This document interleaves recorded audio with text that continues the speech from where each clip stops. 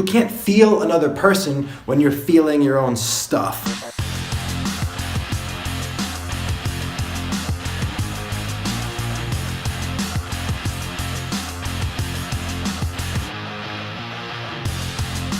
So one of the vows that I created and read to my wife at our wedding a few years ago was, I commit to leading you by following the deepest desires of your heart and soul. I commit to leading you by following the deepest desires of your heart and soul. And what I mean by that is I commit to being an alpha leader in our relationship. I commit to being your alpha, but I commit to being that sourced from the omega aspect within myself.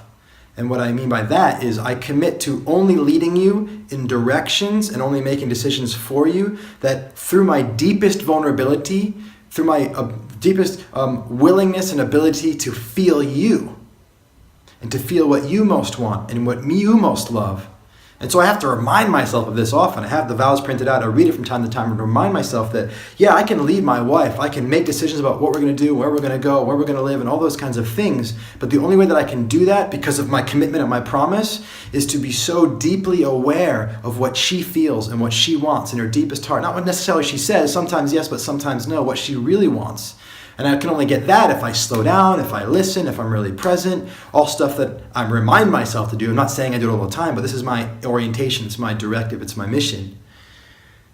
And so, how does this fit in with the alpha omega thing? Like, omega is again choosing to put my feelings second. I've made other videos about talking about how we create a third dream in our relationship that's not my dreams, it's not her dreams, right? It comes from a willingness, an omega willingness to go last, to take my dreams and destroy them and give them up completely, to wipe the slate clean, true vulnerability, being completely at the end, going last, choosing last place in the sense of living my dreams. Only by doing that do I open up the space to create something with her that's completely new, and that could be the marriage, pun intended, of something beautiful between us. So the omega aspect is choosing to put my feelings last so I have space so I can feel her. You can't feel another person when you're feeling your own stuff. This is the whole point. This is why bringing the omega quality in is so powerful. By choosing to put my feelings second, last. It's last, totally last. I can feel my wife. And I can feel what she really wants. And it's a moment-by-moment practice. I might go into a conversation with that intention, that decision, that commitment, and then a couple minutes in, she says something like, boom, boom, boom, I'm feeling tightness or in my gut, and all of a sudden my feelings are really important. I might start talking fast, and either I notice I'm talking fast, or she notices that I'm talking over her, and she points it out very sweetly, of course, and I start to reel myself back in. I say, I'm starting to listening, and in my body, I'm like, okay, I got that feeling, great, but what's she feeling? I just get curious, what's she feeling? And what that does is it invites in vulnerability and an other awareness. It says to myself that I'm willing to put my feelings second. And if I can't force it through that curious investigation, then I just ask myself, am I willing, at least for this conversation with my wife, to put my feelings aside, to put them second? Am I willing to be the omega wolf in my internal experience so that I can access the information that I need within her that I can only access through really feeling her, which I can then use to inform the alpha aspect of myself, who I take out into the world and to speak and to act and to decide and to do. See how these two things fold into each other? So I want to give another really kind of nuanced way of talking about this. Is like when I used to, years ago, our early years in the coaching business, I was working with dating, a lot of single guys in London. We had a brand back then, my wife and I, now wife, called The Magnetic Man, and we used to help guys to attract women through greatness.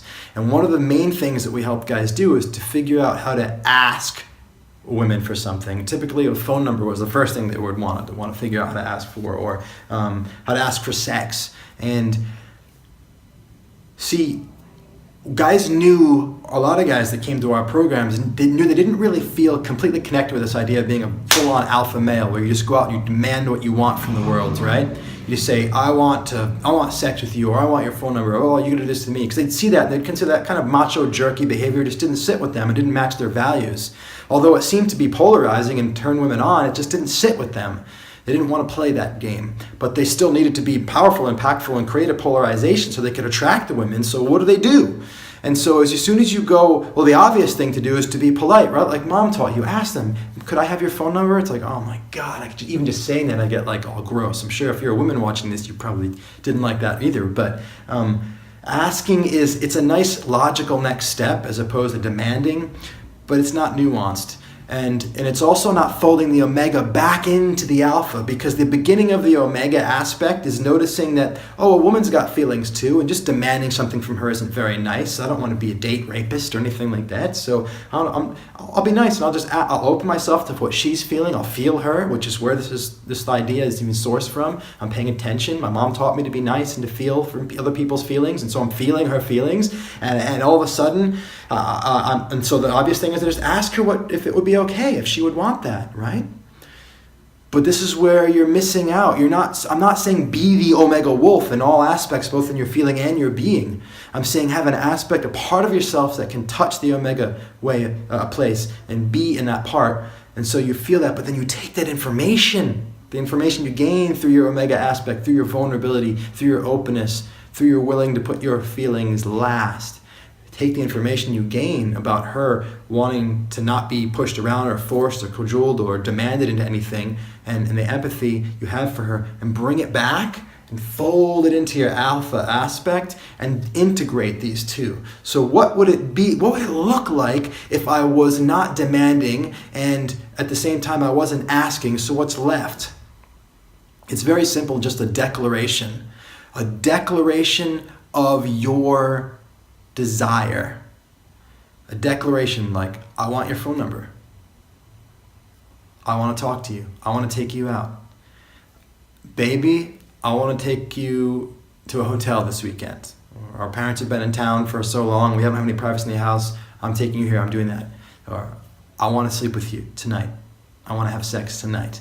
And it's not, we're having sex tonight, and it's not, would you like to have sex tonight? It's like, I want to take you upstairs, and I want to do X, Y, and Z to you. It's an honest expression of your desire, but it's also honoring her domain, and honoring that a demand is too much, and it's not empathetic, it's not compassionate, but at the same time, it's not I'm not going to really talk about what I want, I'm just going to ask for it and see if it might be okay with you, but I'm going to be treading lightly, it's gross. And so it's not really so much in the language anyway, it's in that are you bringing attention and having attention on both aspects, both on what you really desire and want, and what they feel or don't feel or don't want to feel. Another way of looking at it, I just remember this other model we had was like a yin-yang. A lot of guys will operate in the domain of relationship with their wife or girlfriend, or if they're single and they're out there dating, they'll oscillate between these two sides of, like, you've got, imagine a circle with a line in the middle, and on one side of the circle, half moon, is fear, and the other side is desire, right? And so it's like, I want this from you, but I'm also afraid that you'll reject me, or things like that. And so it's just like this tug of war. And what I was recommending to guys, they think about it instead of like a yin-yang, where one side is desire and the other side is compassion. So it's both, notice both are aspects of love, right? So you've got desire and compassion like folded into each other like a yin-yang. And so I move forward with my desire and I hold back out of compassion. Both the movement forward and the movement backward are acts of love. And both of them are felt as such. And so you can access that way of being through feeling others, which you're already doing if you're not wanting to be the macho jerk, great. But then folding that feeling back into a very decisive, focused, bold, committed action. And that can become a declaration of your desire, which doesn't tread onto her domain of her, where she should have control over her life. So whether it's in the realm of attracting and dating, or in the realm of marriage and partnership, it's the same thing. I hope you're starting to get this idea about how the omega aspect, bringing that online and really living with more omega maleness, is about putting your feelings last, creating space for you to feel others. And with that information, with the information about how and what others feel, you can bring in so much more power and nuance and subtlety and energy into the alpha-ness with which you speak and act on the world, that you become freaking superpowered as an alpha omega male. One more video coming up where I talk about how this applies in business. Much love. So if you like this video, make sure you subscribe to my channel, click the button, and also share with your friends, share the love, tweet it, Facebook it, Google Plus it, LinkedIn it, whatever you do, get it out there. And of course, if you really want to engage in this idea, down below in the comments, the discussion, the dialogue is where the best insights come. Challenge me, ask me questions, I will get back to you. Your ideas, your comments help me to create more videos. Finally, if you're interested in learning at all about what I do, my personal coaching for leaders, artists, musicians, sole proprietors, anybody who's a creative force in the world and creating their own things, check out my website. Also, if you're a coach and you want to learn more about my apprenticeship or learn more about how I create coaching clients, check out my website, link down below. Much love.